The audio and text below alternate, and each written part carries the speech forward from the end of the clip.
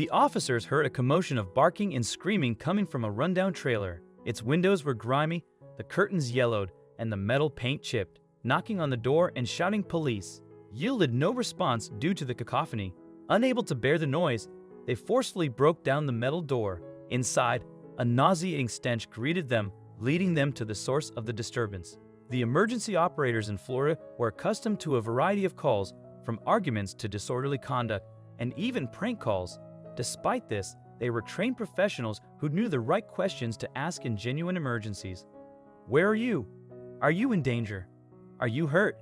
However, they faced a challenge when the caller couldn't speak or understand these questions.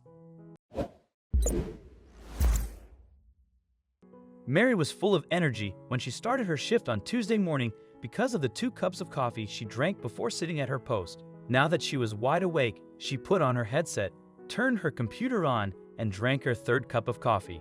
The office was very quiet as the morning and night shift had just swapped. She had no idea what awaited her on this fateful day.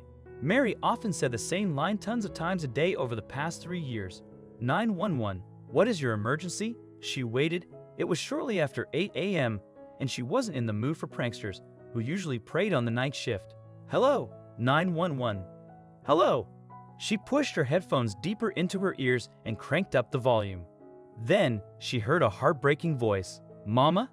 A child asked. Mary went on alert. Why did this child call 911? Can you hear me? She asked. But all she heard was baby talk that she couldn't understand. Is your mommy or daddy there with you? Mary heard dogs howling and barking on the other end. Hello? Do you have mommy or daddy with you? The hair on the back of her neck stood out when the child whispered, no. Mary couldn't understand the child, and vice versa, which made her worry. Call mommy or daddy. Tell them someone is on the phone for them. Okay. She heard a rustling sound through her headset. She started to wonder if the child's mother was injured. Then the child explained, no, she went out. Mary kept questioning the child, but the responses were barely audible. How could she help this kid? Can you stay on the phone with me and talk to me? Mary asked as she frantically used her keyboard in order to triangulate the child's location. But to do this, she had to keep the child on the phone. Is that your puppy I hear? The barking was deafening. What's your name? What age are you? Nothing. Are you still there? Then the call ended. Fortunately, Mary had the child's location. Mary tracked the call to Oak Hill, Florida, and dispatched a couple of deputies to investigate. Once the cops arrived at the trailer park, they discovered more than they expected when they arrived at the tiny trailer home. The shack was extremely dirty.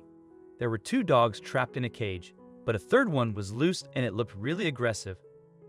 The cops reached out to animal control before making their way into the home. But where was the child? The 3-year-old girl who made the call was in a corner, and she wasn't alone. She was with her younger sibling, and both of their diapers were overflowing. They looked hungry too. But when the officers looked in the fridge, all they found was slime and mold. How long were these kids home alone? Where was their mom? How could any parent leave their kids in such horrible conditions? Then they saw something terrifying. There was a firearm in the center of the coffee table. The toddler grabbed it and began waving it through the air. She also pointed it at the officers and laughed. But once the cops took it from the child, they learned that it was loaded. Who would leave kids alone in a home with something so dangerous? The cops immediately called the Department of Children and Families to scoop the kids up and get them as far away from the deplorable conditions they were in. Now, it was time to locate the mother. It took 2 hours and 6 deputies to find 26-year-old Yajara Tirado. The mother told the officers that she had only been gone for 5 minutes. She claimed that her kids were sleeping soundly while she met a friend for coffee. But a neighbor claimed Tirado left at 7:30 a.m. on a golf cart. So, Tirado owned up to her mistake. The cops were aware that she never intended to check in on her kids when she didn't come home for hours. She wouldn't be off the hook anytime soon. Cops arrested Tirado and charged her with 2 counts of child neglect without great bodily harm. She was horrified to find herself in jail. Her bail was set at $5,000, but thanks to a bail bondsman, she was free to go home to her 3 dogs. However, those who uncovered what she had done wouldn't forgive or forget that fact that she had put her kids in harm's way. Tirado's 3-year-old daughter and infant child were in state custody as authorities determined her fitness as a mother. Given the circumstances, the state was understandably skeptical. Authorities described the scene at the trailer home as heart-wrenching, but thankfully, the children were safe and well-fed. One person, however, deserves special recognition. Mary, the 911 operator, kept the toddler on the line for 8 minutes, allowing her to trace the call. Mary remained calm and focused, keeping the child calm too.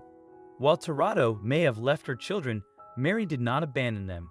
She didn't let the chaos of crying and barking deter her from her duty. Ultimately, she saved the children. However, there's a troubling aspect to this story. Mary was trained to handle such situations, which are unfortunately more common than many realize. Despite this, such situations should never occur. Emergency services work tirelessly to ensure everyone's safety, especially those who are young and vulnerable. After a distressing call, Mary was able to intervene before tragedy struck. She truly deserves recognition for her actions.